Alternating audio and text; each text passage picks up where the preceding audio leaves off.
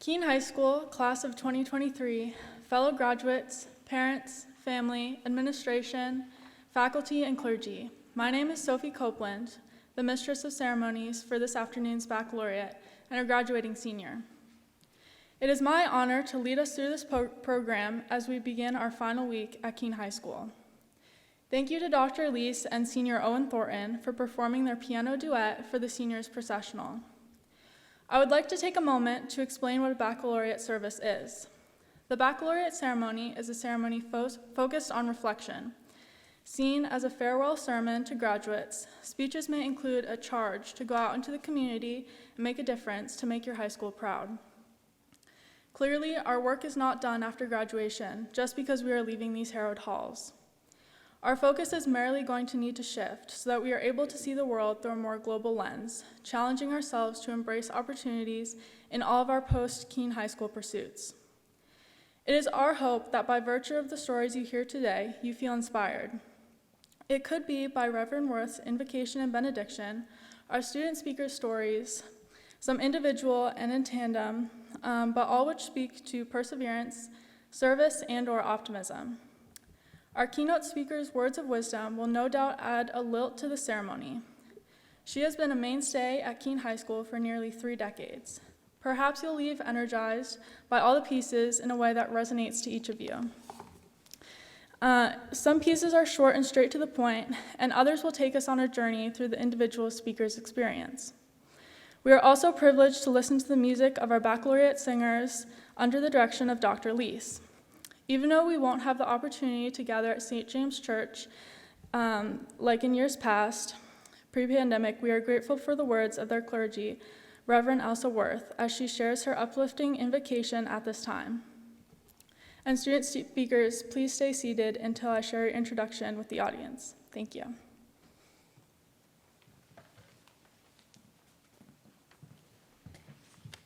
Hello, everyone. I am always grateful to gather with you every June. It's wonderful to see all these soon-to-be graduates. Thank you for inviting me again.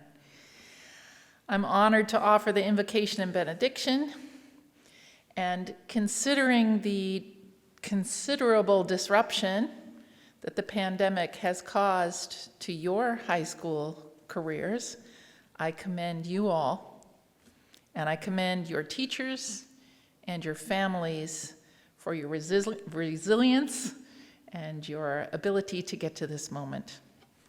I commend you.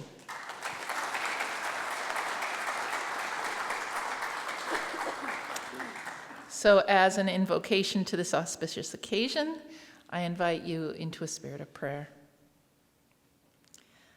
Loving God, watch over each person present here today, binding them together in their common experiences through high school.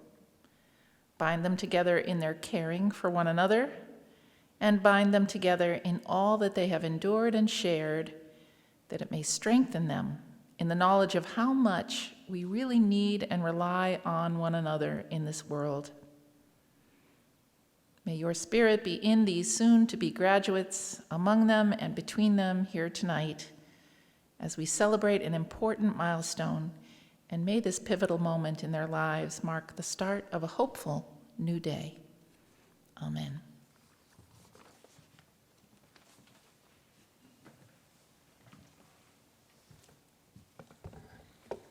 Please welcome Donovan Carlson, who will share his piece entitled Lucky. While a student at Keene High School, he captained the Nordic ski team, was a member of cross-country and track teams, and was a member of the National Art Honor Society. Outside of school, he was the principal cellist of the Springfield Youth Symphony Orchestra and a member of the Maple Bridge Quartet. He is going to be majoring in music at Belmont University in Nashville, Tennessee, and serving as a cadet in the ROTC program at Vanderbilt University. How could he be in two places at once, you ask? The two schools are only a mile apart, and he will be taking classes at both.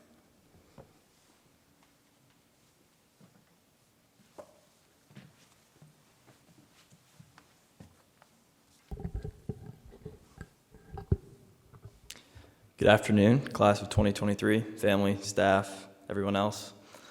I'm going to be honest and say this isn't what I planned to say today. My dreams last night told me that I needed to rewrite my speech because I all of a sudden felt like it just wasn't hitting the point. So I'm going to do my best, but I wrote this today. This feels pretty typical, actually, waiting until the very last minute to do things that I really supposed to do.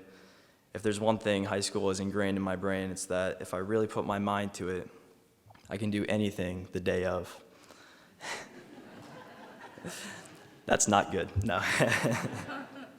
Uncle Sam doesn't know what he's getting into, paying for me to be an officer. In my faith, we believe that God has a plan for every person that will lead them to heaven. All they have to do is choose to trust in Him and do the very best they can do to be holy. We believe in free will, that every person is able to make choices for themselves. You can be born into a wealthy, loving family and have all the opportunity in the world and still end up a waste of oxygen. You can also be born in the worst of conditions and rise above to live a meaningful life. My point here is that all of our lives are very different. Every single one of us comes from a different starting place, a different family life, different beliefs, and we each have different battles to fight. In the usual sense of the word, it is lucky to be born in a first world country. It is lucky to be born into money. It is lucky to have opportunities at every turn when so many are unfortunate. The way I look at luck is different, I guess. I think no matter where we come from, we are all lucky to have been born. We are all lucky to experience the world, even if it isn't a picture-perfect life. And for we the living, I think we are incredibly lucky to have the opportunities that we have. I'm not talking about financial opportunities or educational opportunities. I'm talking about human opportunities, the ability to change, to overcome difficulty, and push back despair. I believe that that fundamental archetype of the hero's journey, where the hero faces their fears and comes back changed, is God's plan for all of us. In little ways every day, and every week, and every year, and also in the story of our whole life. In my family, the mantra has always been, Carlson's never quit. It always seemed frivolous to me, but now I see why it's helped me so much. We are lucky enough to live in a reality in which we have a chance to win in the end, where even if you only came second place in the state meet for Nordic skiing, you fought and faced your fears, and you still came out a new man. Nordic is a good example. It's a really tough sport. Near the end of my season this year, I started to fall off. My teammates began beating me, and the competitive season was looking bleak for all of us. I was supposed to be the captain, their fearless leader, but I gave up and blamed my slowness on bad luck. After one rough race, I was sitting in my room wallowing in self-pity. My dad came to talk to me. He told me I couldn't give up on my teammates or myself, and that I still needed to do my best. I got back in the gym and ran on the weekends and the weeks before states, all while fighting the voice inside that told me training was pointless, that my season was already over. Come states, I skied the best I had all season, bringing our team to a close second place. We made out of won states, but through that challenge, I won a battle just as important. Life isn't always fun and easy, and it isn't always obvious why bad things are happening to us. But we always have the choice to never quit. We're graduating, and that means we've reached the end of our high school journey. I'm sure there were moments when we felt like it was hopeless and that it would never end, but we made it through, and we've learned from it all. No matter where we are in our lives right now, the cycle will continue, and we will go on to new journeys and have new challenges. And in the end, we'll achieve new victories. And to be part of that experience is the luckiest thing in the world. Thank you.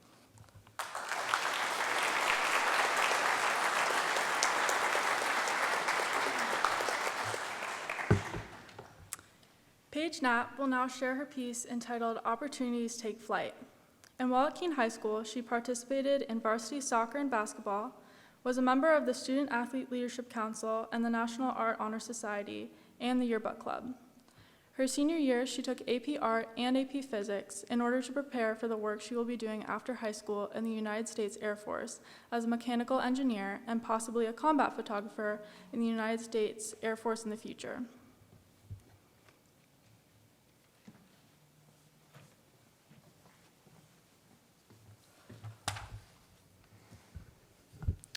Hello, my name is Paige Knapp, as you've heard, and I was asked to explain why I decided to join the military, more specifically the Air Force.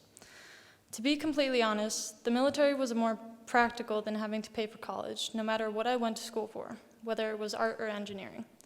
Besides, I could always go to college after my 4 years or even while I'm in the service with the help of government funding. But that doesn't really explain why I decided to join the Air Force.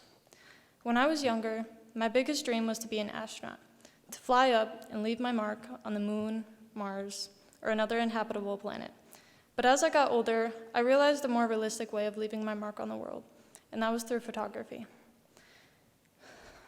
In the 7th grade, I would always get the National Geographic magazines every month, and I'd always flip to the pictures and admire the photographers that got to share their work with the world. But I didn't just want to take pictures of animals or plants. I wanted to take pictures of people risking their lives to save for others' safety and for their countries. I wanted to be right there with the people who serve our country and share their stories and messages with the world. I wanted to be a combat photographer. There was only one job where you could be a photographer in the Air Force, vastly limiting my chances. And some might ask, why not just join a different branch where there are more jobs? And you'd be right, I could. But the Air Force holds a special place within my family. My great-grandfather was a pilot in the Air Force for 7 years and continued flying for 29 years after. My great-uncle was a pilot, and my great-grandmother was a nurse, and the list goes on. Although I have family that served in the other 3 branches, I grew up with these amazing stories of the Air Force that I had to live up to myself. Not to mention, it is one of the more prestigious and luxurious branches with better living accommodations, best programs in regards to quality of life, and more academically inclined career opportunities. That's where engineering comes in. I knew the likelihood of me getting the photography job was slim, being as inexperienced as I still am, fresh out of high school. And while in high school, I've always loved both art and science. I was inspired to pursue more science classes like physics and AP Physics by my aunt, who got her PhD in civil engineering, focusing on water resources. She now works as a research scientist at NASA studying seasonal snowfall. Physics became the highlight of my junior year, causing engineering to be my second career option. And after learning about all the opportunities the Air Force provides, I wanted to be a mechanical engineer in the service. Once I gained more experience as a photographer, if and when I went to college, then I would have a better chance at getting that one job when I re-enlisted, if I still wanted it. But I am more than content picking the engineering route. The Air Force offers so many opportunities that are just waiting to be pursued that I couldn't pass it down. And with my family's history in the Air Force, as well as my multiple relatives that are already engineers like my aunt, it just feels right to pick this branch and career for me. Maybe for others, it's just the only option instead of paying for college. Maybe you just want to fly planes, enjoy the Air Force Academy, or maybe you just want to serve your country. All these opportunities are available to everyone. You just have to make a commitment and run with it. Take flight.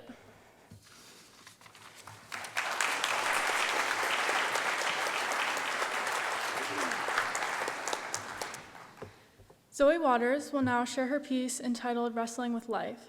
While at Keene High School, she played soccer and was on the wrestling team for all 4 years, all while holding down a job in our community for 3.5 of those years. She was also a proud member of the Keene High School band for all 4 years, and she will be attending New England College in the fall to study education and will be on the women's wrestling team.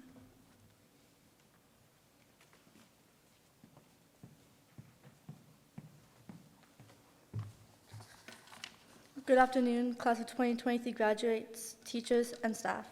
I would like to start by thanking my friends and my family for being available for me as much as they could throughout my whole experience at Keene High, especially my nephew Spencer, who has helped me even more than anyone else in the past year, and I love him endlessly for that. My whole life, I have looked to my family for guidance. Through that, I learned that I am a very strong and individual with my own strengths and weaknesses. When I got to high school and needed support, I faced the challenges almost every freshman face.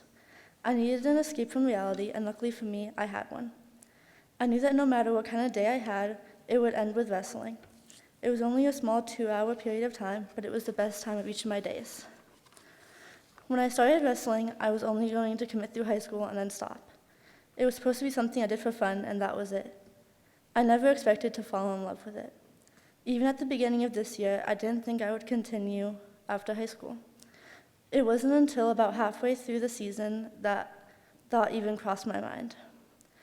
I started looking at schools that offered women's wrestling, and it wasn't until I went to a few girl tournaments this year that I decided I 100% wanted to wrestle in college.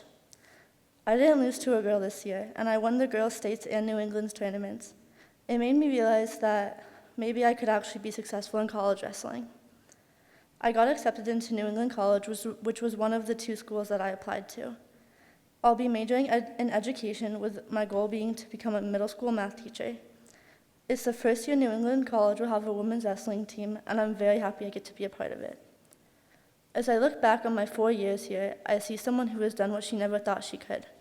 I'm graduating, going to college, and continuing to wrestle. I also never thought I would be able to stand in front of my classmates from the past 4 years and tell my story. I wish us all the best of luck and congratulations.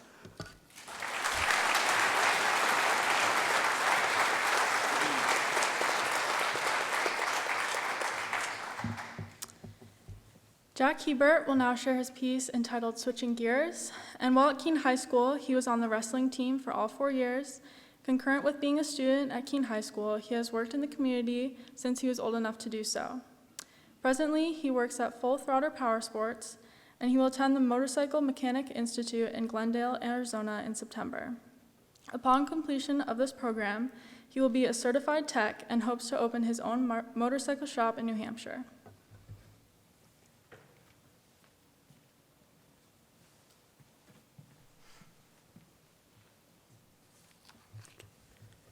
I've always been around motorcycles, and I've always had an interest in them since I was young. I've been mechanically inclined, but wanted to do something more, try something else. I always wanted to travel, find new adventure. I decided the Marine Corps would be my next step. So I tried to enlist. My sophomore year, I tore my meniscus and was told that it wouldn't be a problem. It turned out it was in fact a problem. They also discovered I had hearing loss. Because of those complications, I was not allowed to join. I needed a new plan. I decided Motorcycle Mechanic Institute would be a good option for me. If you know me, you know how passionate I am about motorcycles. And I know that if you're passionate about what you're doing, you'll never work a day in your life. I was lucky enough to know what I wanted to do, but that might not be the case for you. If you don't know what you want to do, don't force it. Take a gap year. Try some new things, travel, and see the world. And if your original plan is falling through, don't worry. If it doesn't work out, it wasn't meant to be. Push forward and succeed no matter what you end up doing. Do it with your head held high and be proud of your passion in whatever path you choose. Thank you.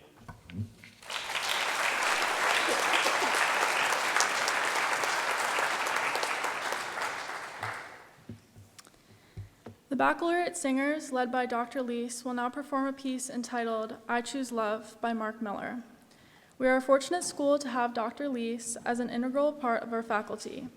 He fills our halls with music, and we are grateful to and for him.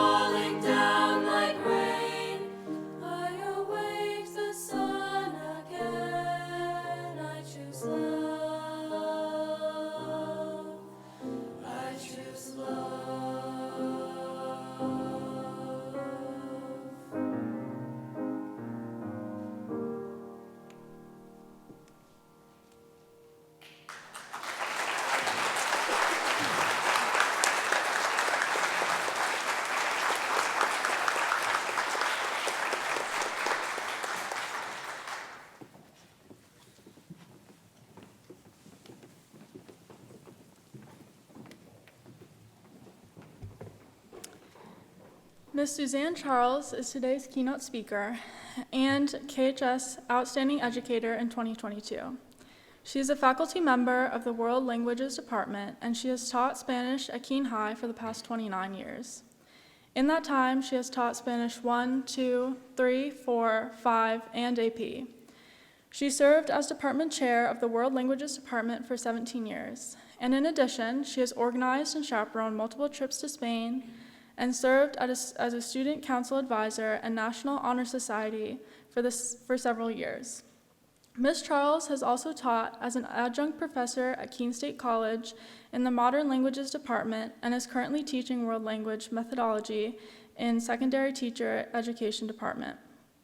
In 2010, Mrs. Charles was named the New Hampshire World Language Teacher of the Year, and in 2022, Mrs. Charles was named the KHS Outstanding Educator, which is why she's here to share remarks with us today.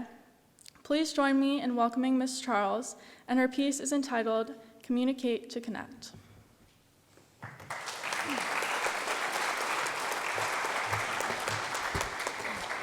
Okay, hello, hola. Anyone who knows me, that's what I always say at school, and happy Baccalaureate Day to the class of 2023. As an educator, a good part of my workday is spent talking to groups of people. It's what I do. And within the confines of my content or the subject I teach, it's second nature to me. I can even do it in 2 languages. However, when I was asked to speak today to young adults on the verge of their high school graduation, a new start, a jumping off point to their adult lives, I was stopped in my tracks. This isn't teaching vocabulary, cultural norms, or verbs. This is talking about something much bigger, life. So I took a deep breath and thought about what I could offer in the way of knowledge, inspiration, and encouragement. And here's what I settled on. I hope you can take something away to reflect upon. I've dedicated my professional life to teaching Spanish. But when I think about it, I've really dedicated my professional life to teaching 2 things, culture and communication. Today, I'm going to focus on communication. This communication just happens to be in a second language for my students in my classroom, but for me, communication in all of its forms is the basis for pretty much everything individuals need in order to lead a healthy, fulfilling life. World language instruction, so any language you might study, is guided by 3 types of communication: presentational, interpretive, and interpersonal. Let me explain.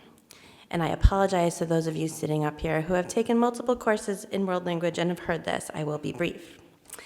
Presentational communication is how someone can demonstrate knowledge or an opinion to others in an organized way.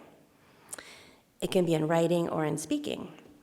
This form of communication is not the most commonly used in our daily lives, but it's still very important.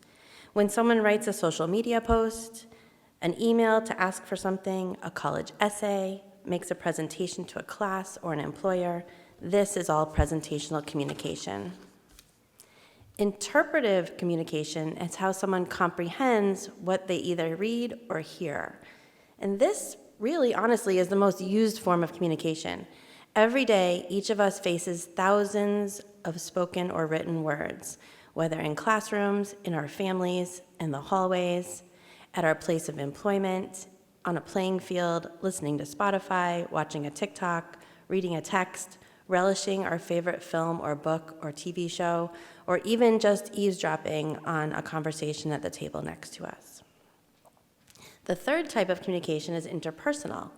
Interpersonal communication is how someone interacts with others through speaking or writing, and this type of communication goes hand in hand with interpretive, because until you can interpret or understand what someone else is saying or writing, you can't effectively interact with them. Every day is filled with both large and small interpersonal interactions. When I started to think about my day, actually last Friday, I started keeping track of the number of interpersonal interactions I had in my day. I had a little Post-it note, and I tried to make notes. And by the time I left the Keene High building, which didn't involve my life after Keene High on that day, I had over 492 that I had counted. So teachers especially have a lot of these, but students have a lot of these every day as well, and it's part of the reason we feel so tired. But they're filled with large and small ones. You might just say hello as we pass someone, respond to a text or a social media post, work with a classmate or a teammate towards a common goal. Ask your teacher for an extension on a due date. Interact with customers at your job. give an opinion about something, or just try to convince your parents to extend your curfew. We tend to take communication skills for granted. I mean, there's something we start to develop from the minute we are born. We should all be excellent communicators after 18 years, right? I'm of the opinion that communication skills need to be practiced thoughtfully, reflected upon, and improved constantly. It's easy to go about our business and never really think about how we take in information, how we present information, or how we interact with others. But these skills are one of the most important routes to a happy life. So now that we know about these types of communication, here's some advice. Question information when you read or hear it. Verify it. Connect it to other knowledge that you already have. Is it true? Is it false? Is it valuable? Is it humorous? Is it sentimental? Is it purely informational? Is it an opinion? Think and process before you present information. Is what I'm saying accurate? Is it necessary? Is it clear? Who is my audience? And how do I need to change what I'm saying or writing to be effective for my audience? When interacting with others, really listen. While preparing this presentation, I found a quote that really resonated with me. The biggest communication problem is we do not listen to understand, we listen to respond. Take in what others are saying before responding. This is one I have to work on every single day. Are you talking at someone or are you talking with them? This is by far easier in written communication and harder when speaking because it takes patience and self-control. Sometimes we need to think about the mode of communication we choose for a situation. I'll give you an example. My son, Alex, and I recently had a strong disagreement. We'll just quote it there. Our discussion turned a little hostile and was not going well. And after butting heads for a while, both of us were very frustrated. A few hours later, we finished our argument/discussion via text message. Texting allowed us to each say what we had to say, have the opportunity to process and reflect before responding. And even though we never actually agreed, we were able to communicate and move on. It's ironic because I always say face-to-face is best, but in this case, I think Alex and I needed face-to-face first, and then we needed a different way to finish our communication. I urge you to try to find the best way, the best mode of communication available to you, especially in high-stakes or difficult situations. Your elementary, middle, and high school educations have provided you with a lot of information and have started you upon the path to develop strong communication skills. Your life outside of school is chock full of learning in real-world situations, another invaluable path to develop the ability to communicate well. Wherever life takes you after graduation on Friday, you will continue to develop as a communicator. Unlike some things we study in school, which we're always struggling to connect with our real lives, I promise you will use the knowledge you have gotten about communication, and you will communicate in some form every day of your life. Strong communication leads to increased academic and professional opportunities, and that is important. But more importantly, strong communication will lead to increased happiness through well-built relationships with friends and family. Ultimately, it leads to healthier communities, which is good for everyone.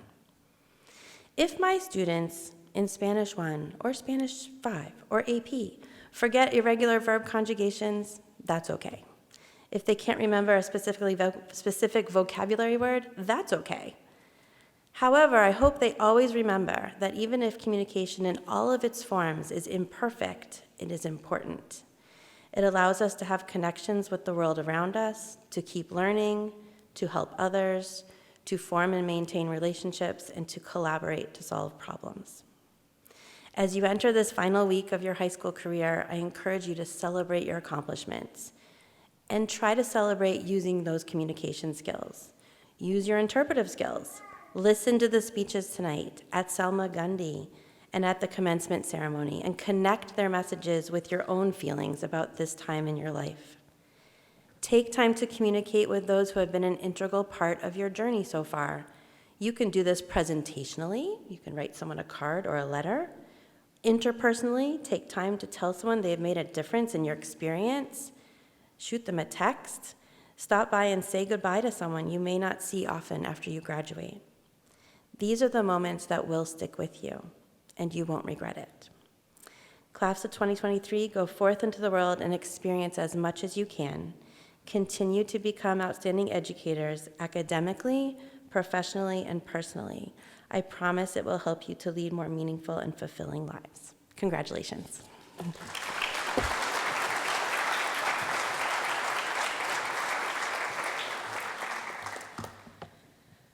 Madeline Waters will now share her piece entitled Service for Us All. And while at Keene High School, she is this year's Student Council President, a student representative to the school board as a junior, head of sound for the drama club, and also head of tech for the drama club, a member of National Honor Society, a member of Reading on the Road.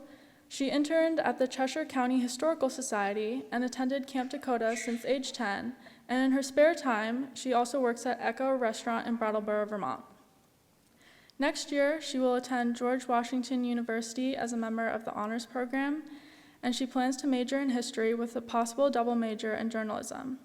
She would like to work in the Smithsonian Museums while in college.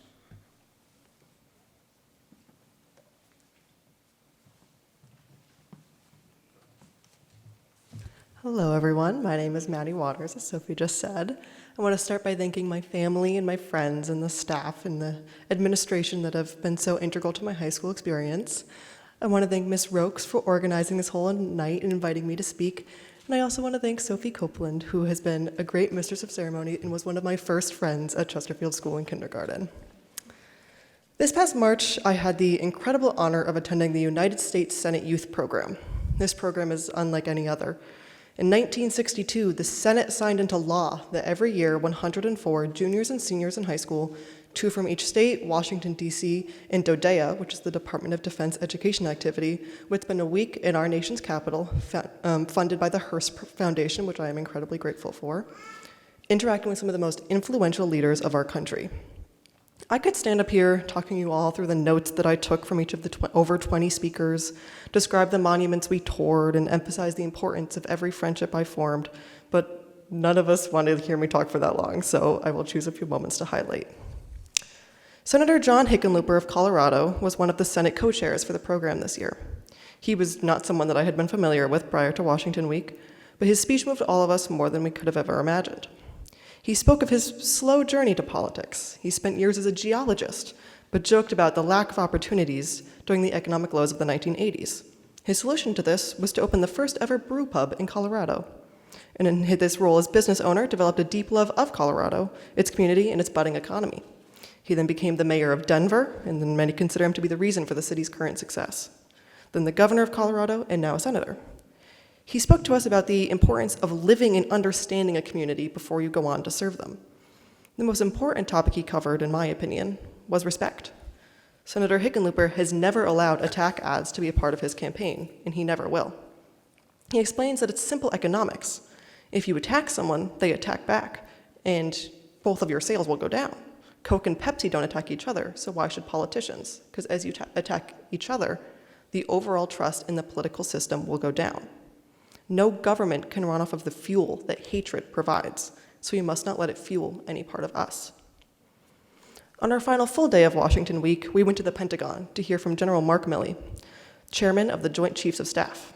He was an absolutely terrifying man. I thought the military mentors who were in charge of us were intimidating. Then they all froze when he entered the room.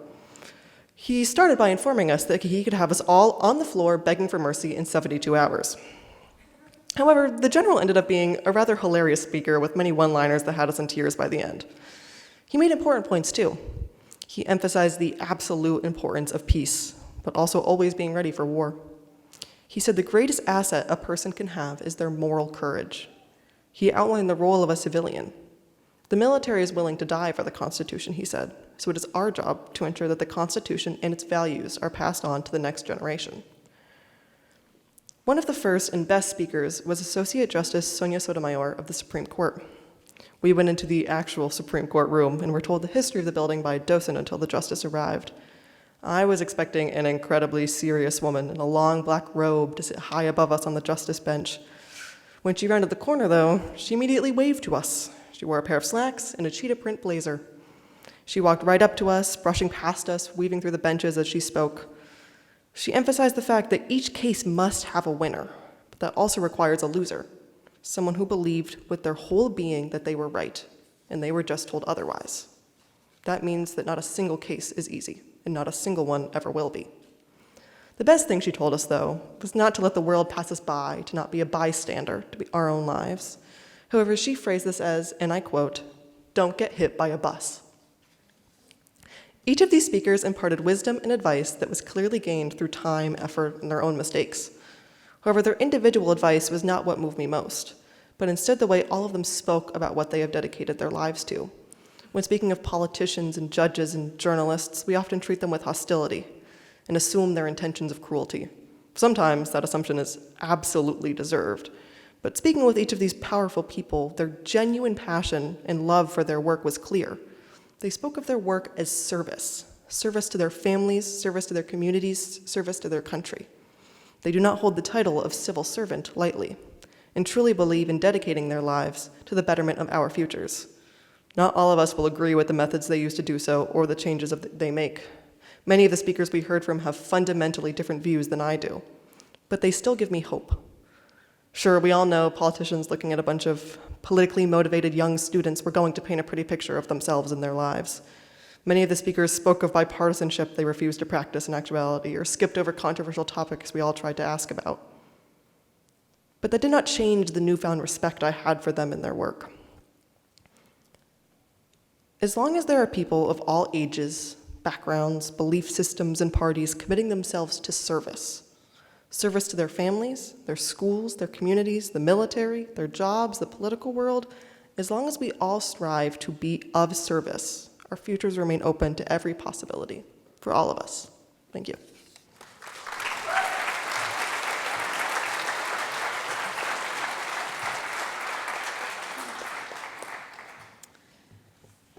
Anne-Marie Cochran will now share her piece entitled "There is Goodness in the World." She loves to play basketball, go fishing and swimming, anything involving her close-knit group of friends. She will attend Plymouth State University in the fall, majoring in biology.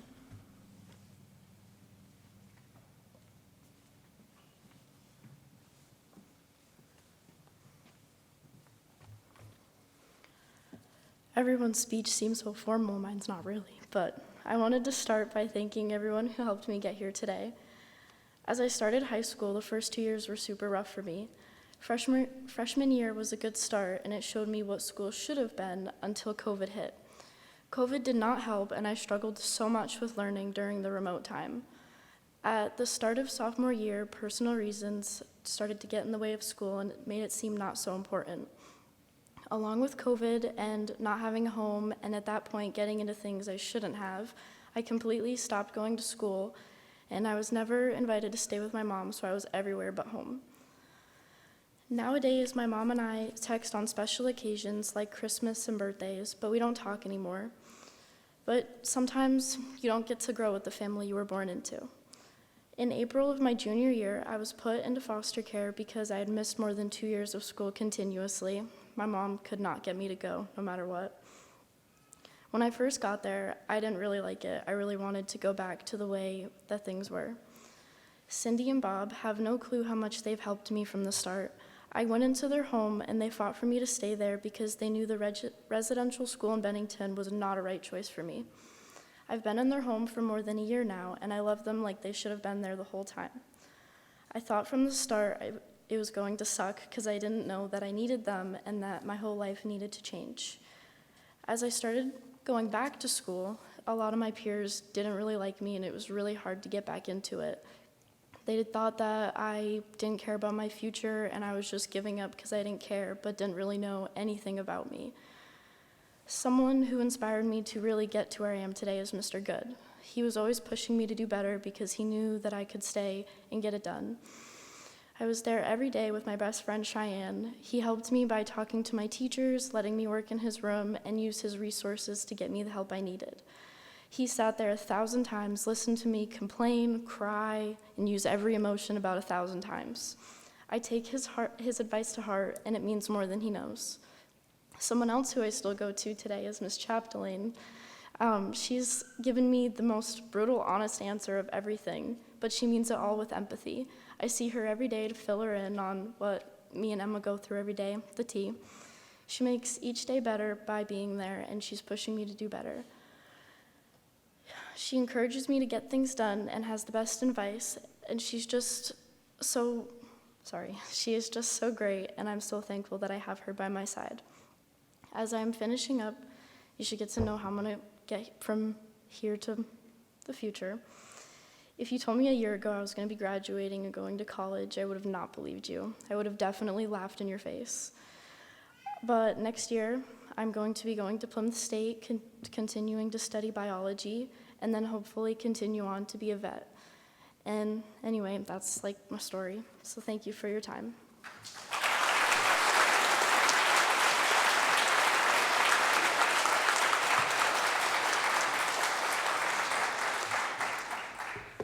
Jack Smith and Aiden Chapdelaine will share their piece entitled Run Your Own Race. While at KHS, Jack Smith was a member of DECA through the marketing program at the Cheshire Career Center and was a member of the Unified Sports as a partner. He will attend Siena College in New York in the fall, and while at Keene High School, Aiden Chapdelaine was a Boy Scout, a member of Interact his sophomore and junior years, a partner for Unified Soccer, basketball, and track for all 4 years. In the summer of 2022, he and his partner, Jack Elknan, represented Keene at the Special Olympics in Orlando, Florida. He was also a part of winning the state champion unified track team this year, and he will be attending Keene State College in the fall, majoring in computer science and minoring in manufacturing. He plans to become a coach for the unified program in the fall as well.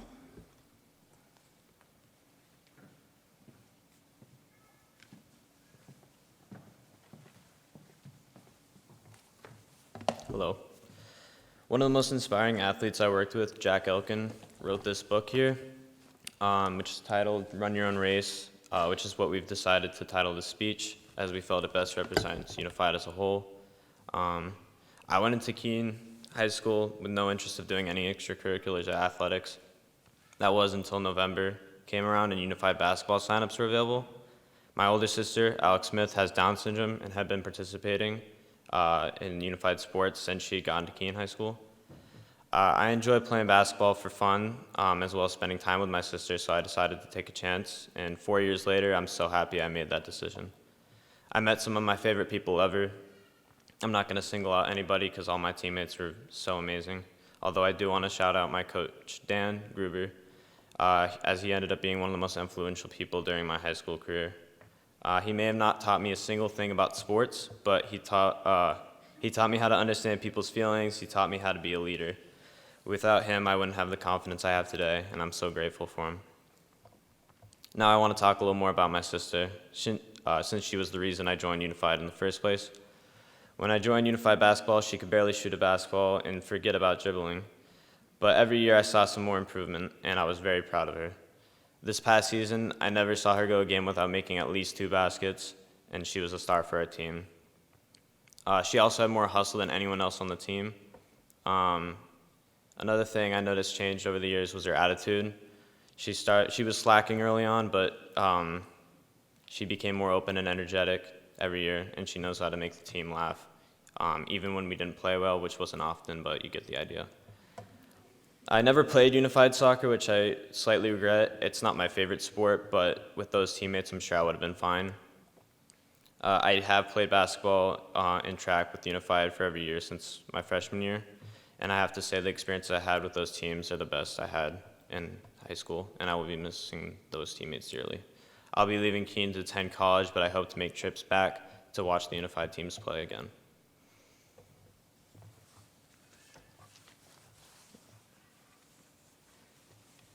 When I started with the Unified program in my freshman year, I didn't know what I was getting myself into. I was shy and unsure of how I was going to fit in with the team. However, I did know it was an opportunity to try and help others. I showed up every day and worked hard, and at the end of my sophomore year, Coach Dan asked me if I wanted to be part of the first ever Unified track team and to participate in the Special Olympics. I was honored, but still very nervous about it. At Team New Hampshire's first practice, I learned what Unified Sports and Special Olympics, I learned that unified sports and Special Olympics are more than just a way to get everyone out on the field and have fun, but to help everyone, whether they have special needs or just wanted to make the world around them a better place. This point truly came to light with all my fellow teammates at the Olympics, who were supportive of each other and kept everyone's spirits up. Even if we were struggling with an injury or soaring through the competition, we always had each other to keep the fun and competition going. Back in Keene, during one of my junior year soccer games, the score was tied and everyone was tense. We made it into overtime. My partner athlete and friend Jack Elkin was on the field, and we pushed our advantage as hard as we could. A lot of our team that was on the field was doing everything they could to get Jack up the field and close to the goal, while the rest tried to get the ball up to him.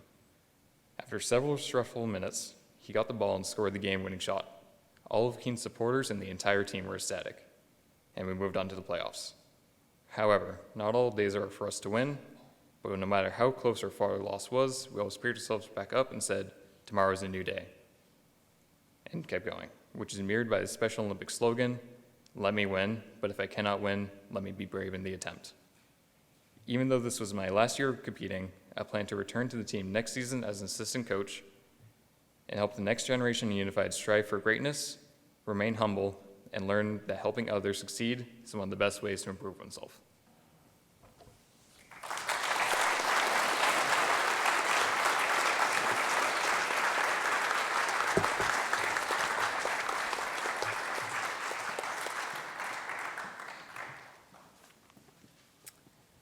Now I'll be sharing a little bit about myself. After 13 years in our town schools, it feels almost surreal to me that this chapter in our lives is coming to an end. With every step of life's journey so far, we have had our hands held by teachers, guidance counselors, parents, and other caring adults who have wanted to see us succeed. Now as we proceed out into the world, many of us are adventuring away from home, and we have to start making decisions on our own. Some have a clear plan for the future, but to others like me, the thought of picking a college and major or career path was daunting. What I do for the rest of my life feels like a huge decision. Ultimately, I decided to take a gap year before beginning college. It's not a typical gap year, though. I am going on a 9-month trip with a program called World Race. World Race is a Christian organization that works alongside a variety of churches, schools, and missionaries in developing countries. And so while I'm away, I'll be serving in many different capacities in 4 different countries: Thailand, Cambodia, South Africa, and Guatemala. In Cambodia and Thailand, the group works with local churches and community development and recovery efforts, seeking to offer stability and hope among trafficked and exploited populations. And the months spent in South Africa, on the other hand, will be at a school where my team will work with children teaching English literacy skills. And in Guatemala, we will join seasoned workers who have spent decades installing water filters and ovens in the kitchens of needy families. The result of their work is a vibrant faith community that has grown to offer young people hope, safety, and a place to belong, an alternative to gang culture and the violence stemming from the drug trade.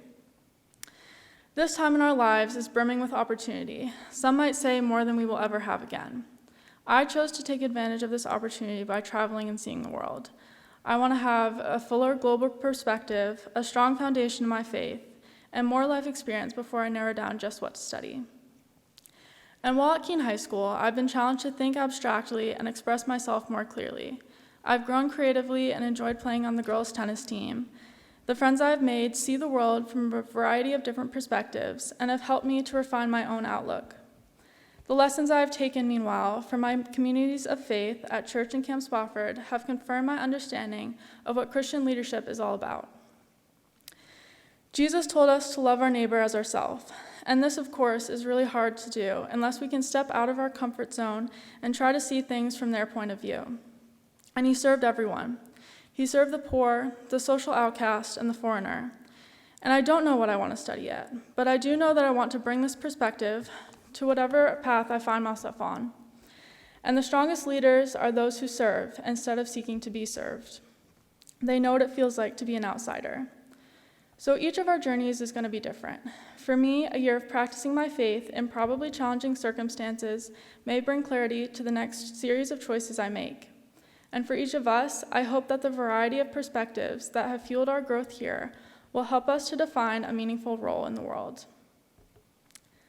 Now, Reverend Elsa Worth will close our program with the benediction, after which Ms. Rokes will share a few words.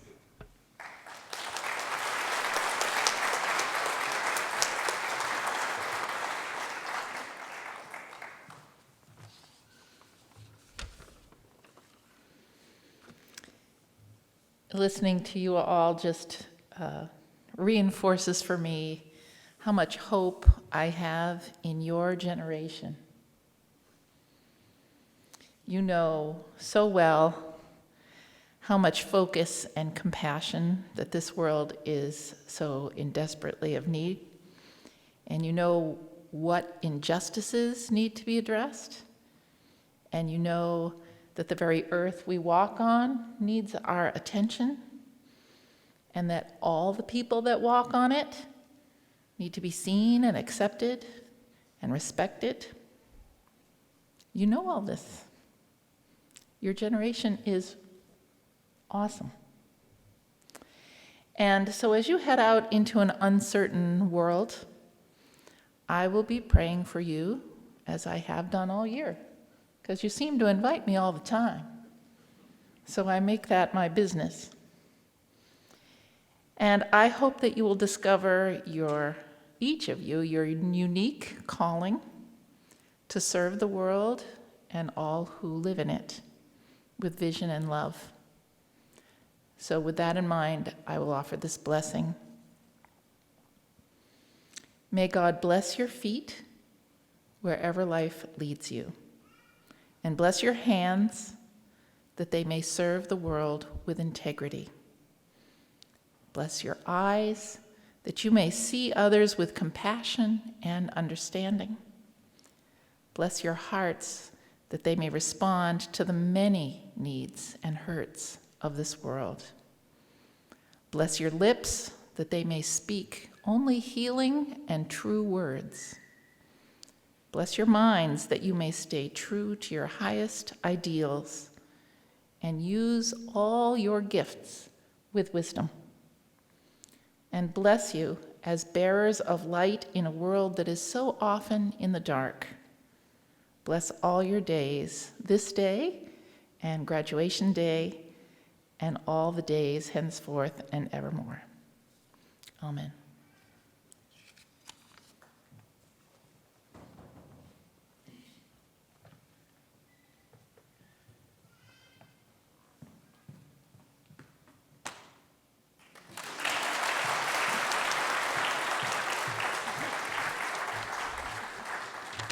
It's cathartic. It's just the best place to be the Sunday before graduation. And as I look out and look at Mrs. Bond and know that this is my last year as her administrative assistant, I wish her love and light.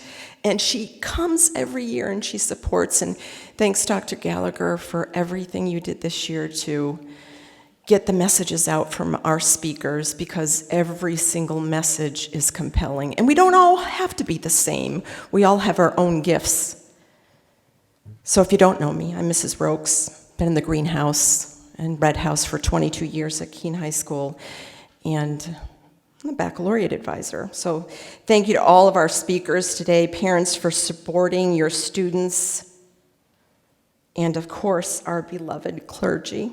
Reverend Elsa Worth, we look forward to returning to St. James when the time is right. Thank you.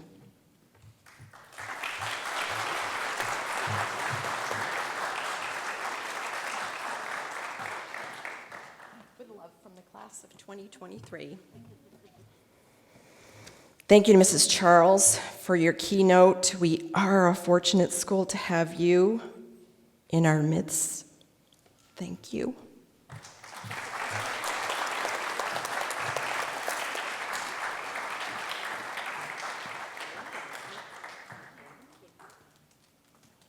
As you watch it bloom, know we love you, right?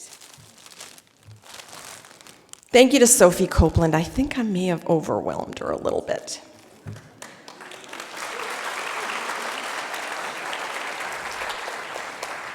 I asked her at the beginning of the year if she would be Mistress of Ceremonies, and probably we started working a little harder semester 2.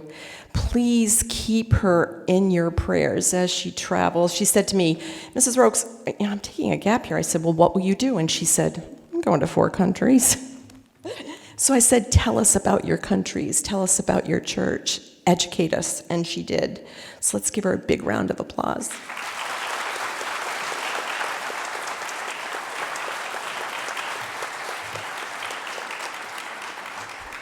Stay safe, everybody. Take care.